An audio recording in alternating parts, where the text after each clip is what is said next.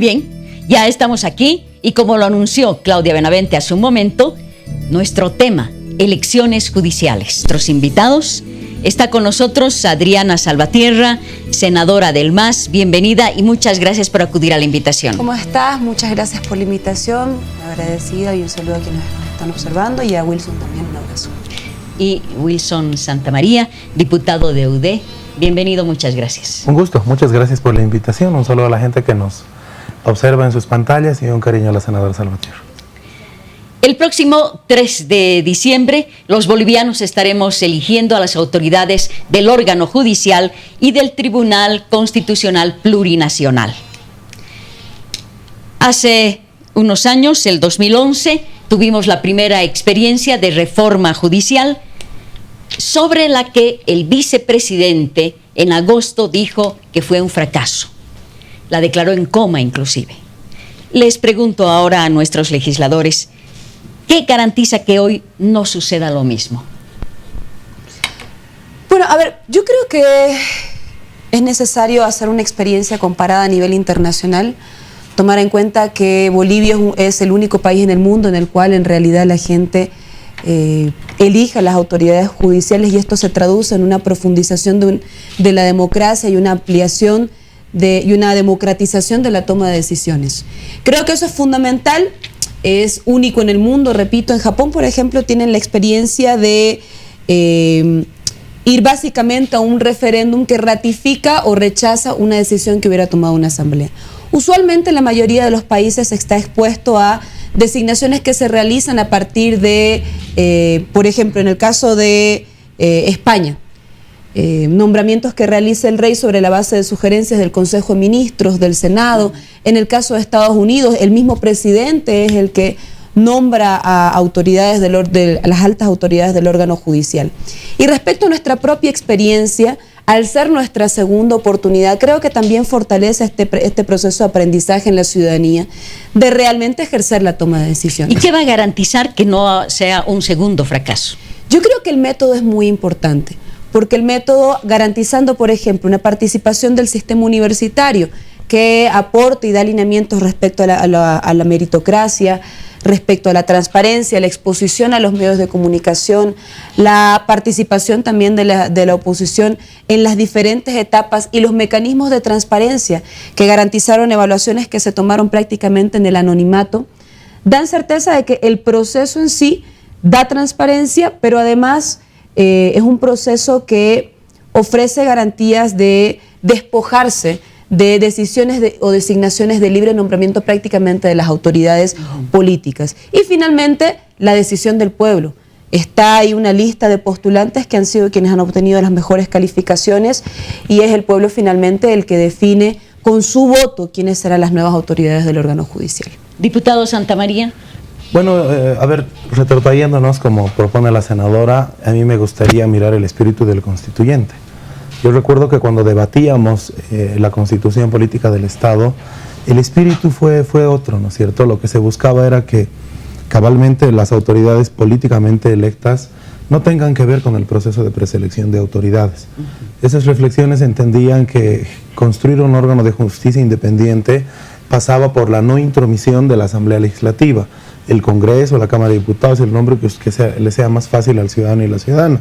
Pero ese espíritu con el que inicialmente se concibió, recuerdo que era Víctor Borda, el presidente de la Comisión Jurídica que veía estos temas, se ha ido maleando en el tiempo fruto de lo que ocurrió después, pero creo que si hubiéramos mantenido el espíritu inicial, hoy fuera otra la situación, ¿no? Segundo tema, el 2011 ya aprendimos de muchos, debimos haber aprendido de varios errores. El 2011 también participó el sistema universitario, ¿no es cierto? Hubo un acuerdo para incorporar una parte de ese sector que coadyuve, como que el doctor Barea, una persona a quien yo aprecio mucho en La Paz, el director de Derecho en la Universidad Católica, contribuyó a establecer los lineamientos para el proceso del 2011, y el resultado de aquello debió enseñarnos de qué cosas había que corregir rumbo al proceso del 2017. Y creo que no lo asumimos así, ¿no? Yo soy miembro todavía de esta comisión, todavía por 45 días más. He estado durante todo el proceso. Yo he puesto algunas notas a algunos postulantes Pero creo que hoy se pretende meter a toda la bolsa y eso no lo puede desconocer la senadora Salvatierra. No sabemos qué es lo que ha ocurrido en la Comisión de Justicia Plural. Nunca se publicaron las notas que se pusieron en las evaluaciones y en las entrevistas de estos postulantes. No se ha difundido esa información que debería ser de conocimiento del ciudadano y por mi presencia o la de la senadora Áñez se pretende avalar todo el proceso como que hubiera estado bien hecho. Y creo que en justicia eso no es adecuado, ¿no? Y tercer tema, tiene que ver con lo que el vicepresidente ha dicho. Yo comparto su reflexión. Es decir, admitir que te has equivocado porque el estado de la justicia actual está peor que lo que tú denominas tiempo neoliberal o del pasado, obliga a imprimir una serie de medidas para corregir. Todo el tiempo nos acusan que no proponemos, que no sugerimos, que nos oponemos, que somos unos traidores con nuestra propia palabra y luego nos desdecimos. Hemos presentado 2 propuestas de reglamento y ahí les hemos sugerido no solo incorporar al sistema universitario, que entre ellos tienen problemas hasta hoy por ese proceso, por cómo se designó, se anuló una conferencia de universidades convocada en el departamento del Beni, que ha generado finalmente la remoción del cargo de quien avaló ese acuerdo con la Cámara de Diputados. Pero les hemos sugerido incorporar a otra gente también, ¿no es cierto? Pero de todas maneras, diputado, perdón que le interrumpa, solo que tenemos poco tiempo. Según sus palabras, no habría nada que garantice que no tengamos un segundo fracaso. Sí, yo no creo que creo que ir a través de las urnas, la explicación que ha dado la senadora, no va a cambiar el estado actual de la justicia. Y creo que este proceso de elección va a ser un fracaso, primero por los resultados y segundo por lo que va a ocurrir los próximos 5 años. Senadora, usted habla sobre el voto del ciudadano, pero los ciudadanos no conocen a los candidatos. ¿Y usted cree que hay suficiente tiempo para que la ciudadanía conozca a los candidatos? ¿Tengamos alguna base e información suficiente? A ver, yo creo que parte de la educación ciudadana del ejercicio y el derecho al voto pasa precisamente porque el proceso de información es disponer de información en los medios de comunicación, pero también que la ciudadanía participe interesándose en esto. La información no es algo que se absorbe de una esponjita por inercia. El ciudadano debe involucrarse. Involucrarse significa que uno acceda a escenarios donde permanentemente hay esta información, medios de comunicación, la difusión del mismo órgano electoral y otros. ¿Usted cree que en este momento, por ejemplo, cuando se dice que no se pueden, los candidatos no pueden hacer publicidad, no pueden hacer propaganda, hay suficiente libertad como para que conozcamos a los candidatos? Bien, es una elección que evidentemente no va por partidos y tiene otras características totalmente diferentes. Y yo creo que sería una injusticia también que nosotros tildemos la anterior elección del 2011 como un fracaso por el estado actual de la justicia y pretender atribuirles a estos magistrados todos los resultados. Te doy un dato. En Santa Cruz, el 70% de los vocales y jueces están entre 12 a 17 años. Es decir, mucho antes de estas elecciones judiciales, mucho antes de la constitución política del Estado, mucho antes que el presidente Evo llegue al gobierno. Y eso da cuenta de que son los mismos administradores de justicia quienes actualmente están ejerciendo la función, los que mantienen este sistema de justicia que necesita evidentemente otras perspectivas. Cambiar la justicia no es solamente elecciones del órgano judicial. Están aprobando, ya terminaron de aprobar en la Cámara de Diputados el Código del Sistema Penal, uno de los escenarios en materia de justicia donde se producen las mayores vulneraciones de derechos humanos. Entonces creo que es importante garantizar fundamentalmente que cuando se hable de transformación de la justicia existe una ciudadanía involucrada. Y la gente tiene que involucrarse buscando también acceder a la información. Los ciudadanos estamos entre 2 bandos. La oposición que, dice que estas elecciones el oficialismo las ha acomodado para la repostulación del presidente Evo Morales. Y por otro lado, el oficialismo dice que estas elecciones están siendo saboteadas por la oposición. Los ciudadanos, quienes vamos a elegir, quienes vamos a ir a votar el 3 de diciembre, estamos entre estos 2 bandos y no tenemos la suficiente información. Tenemos denuncias, tenemos alegatos, pero no información. A ver, algunas precisiones que ha mencionado la senadora. Evidentemente, el cambio de la justicia no pasa porque tú tengas las mejores leyes. Yo creo que el sistema penal es una norma que imprime muy buenos desafíos. Comparto su espíritu y respaldo el 99.9% de esa norma, salvo algunas excepciones que tienen que ver con una armonización y con un ajuste para evitar la susceptibilidad de estos opositores calumniosos y mentirosos sobre algunos temas muy específicos, ¿no? Segundo, por supuesto que el proceso del 2011 es gravitante en el tema de la justicia, porque si estos señoritos hubieran hecho su trabajo de forma más o menos mejor llevada, nuestra situación no fuera actual. ¿Cuál es nuestro cuestionamiento? Y lo sabemos internamente porque lo hemos discutido, ¿no? Si le echamos la culpa, por ejemplo, a quien fue el presidente del Tribunal Supremo por las designaciones, por la forma en la que se fueron los actuales magistrados, con procesos de la propia Asamblea, con denuncias de venta de cargos, con denuncias de loteamiento de las notarías en todo el país, con denuncias de ventas para la designación de juzgados, ¿quiénes fueron? Algunos de esos hoy son nuevamente parte de ese proceso. El señor Mamani que inauguró un edificio con su nombre, por ejemplo, es parte de ese proceso.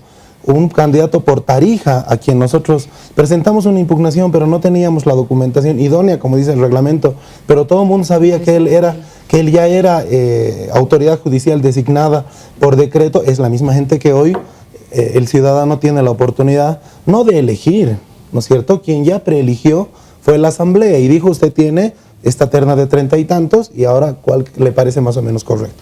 Y tercero, sobre el proceso de difusión. ¿Quién tiene el monopolio para hacer la socialización por mandato de la ley 960? El Tribunal Supremo Electoral. A ellos les hemos transferido una cantidad millonaria que Luis Arce dijo: no, mucho es, les bajaremos un poquito, pero les transferimos una cantidad millonaria. ¿Para qué? Para que por mandato de la ley el único que puede comprar espacio en televisión sea el Tribunal Supremo. El que puede poner una cuña es el Tribunal Supremo. El que puede poner un jingle es el Tribunal Supremo. El que puede comprar una separata en un medio impreso para contarnos las maravillas que han hecho estos ciudadanos es el Tribunal Supremo.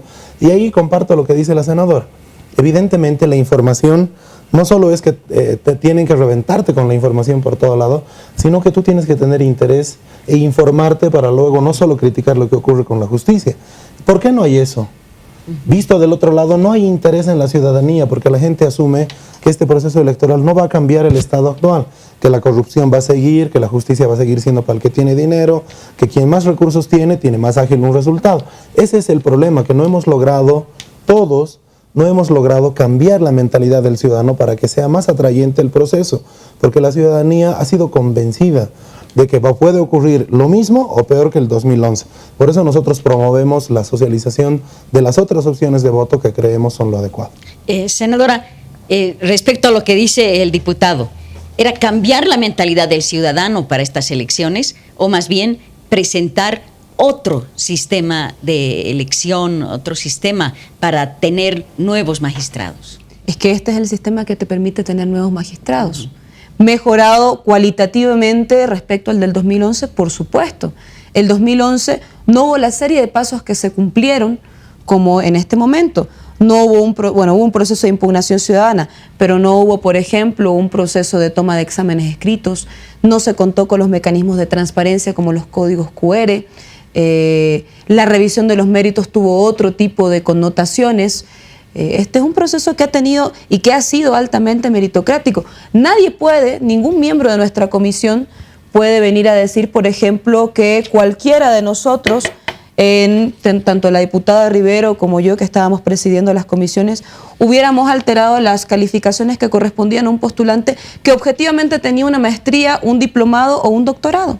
No hubo nunca una queja parecida en la comisión. Nunca existieron quejas respecto al examen escrito. Nosotros consultamos, dimos el banco de preguntas, lo sometimos a consideración de los miembros de la comisión y si hubieron observaciones, inmediatamente las subsanamos para que el examen escrito esté de conformidad. Nadie tenía conocimiento de las notas. Cuando pasamos a la etapa de entrevistas, y yo ahí, si bien sé que de forma profiláctica el diputado de Santa María comentó que había puesto calificaciones altas a algunos postulantes, como también otros miembros de la comisión, estas calificaciones están expuestas ya en la página de la vicepresidencia, tanto de la Comisión de Justicia como de la Comisión de Constitución, y están los enlaces todavía disponibles en la página de la vicepresidencia. De ahí que yo me descargué, por ejemplo, las notas que el diputado Santa María imprimió para postulantes de La Paz, donde les puso altas notas, donde le puso 27 a un postulante, donde le puso 23 a otro postulante, 30 a otro postulante.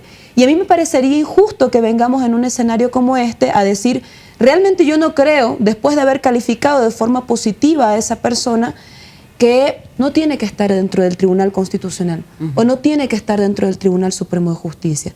Porque yo he demostrado, o bueno, di una muestra o dejé una certeza de que esta persona, por lo menos en términos académicos, en desenvolvimiento, que es la etapa de las entrevistas donde nosotros tuvimos contacto personal con los postulantes, que es una persona idónea.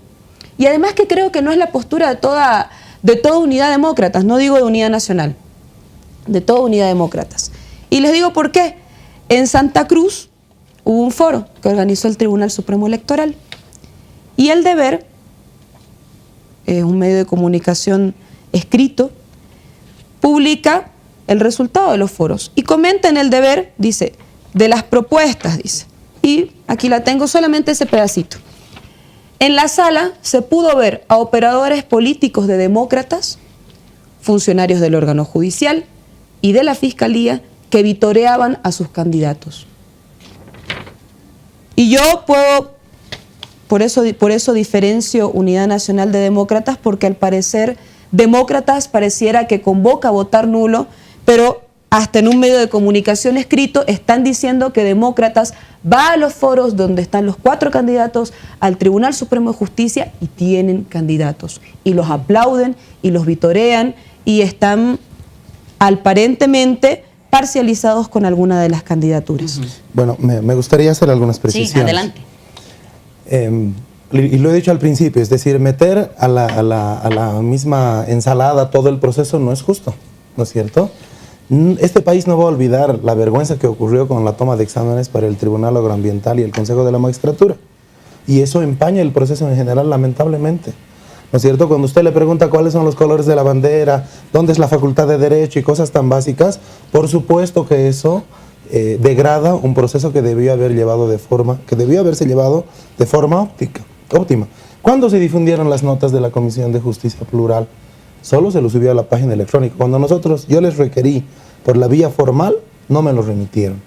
De la Comisión de Constitución sí, porque además soy miembro titular, ¿no es cierto? Por eso creo que hay que separar las aguas bien. No se trata de hacer quedar bien a los unos o a los otros, se trata de reconocer la conducción y cómo se ha llevado adelante, pero eso ha ocurrido. Y ese cuento la ciudadanía no se lo traga bajo ninguna condición, ¿no es cierto? Se refiere específicamente al doctor César Villarruel respecto al 30. Tengo como 6. No, yo lo voy a decir, es que sé con exactitud, ¿no es cierto? Porque lo que es debe de ser. En el caso del doctor César Villarruel, que es docente emérito de la universidad, ha sido mi profesor, y no por eso hay que ponerle mejor nota, luego he compartido las aulas. Es el presidente de la Comisión de Implementación del Sistema Civil. Es decir, yo creí que había alguna gente que debería tener la oportunidad, ¿no es cierto?, que podría ser parte del cambio de la justicia. ¿Qué ha ocurrido ayer? Antes de ayer, el jueves, la directora de Gestión Social, exministra de Justicia, decide promover una actividad electoral, va, lo presenta, lo acompaña y decide hacer campaña por él. Entonces ahí salen los reparos de forma posterior a las notas. ¿Qué puedo hacer? Volver y decir, no, borren porque yo había puesto y creía que había gente independiente, cuando resulta que hay gente del gobierno, como denuncia en el caso de otro partido político, que hace campaña de forma frontal, que convoca una actividad en la Ciudad del Alto con ese propósito, como lo he mostrado el día jueves a través de los medios de comunicación, con video en mano. Por supuesto que no hay calificación que soporte cuando un ciudadano o una ciudadana que decide someterse a los principios de independencia e idoneidad decide acudir al favor político para intentar lograr el cargo. Entonces, toda nota se desnaturaliza cuando usted decide usted acude a pedir el apoyo del uno o del otro, ¿no es cierto?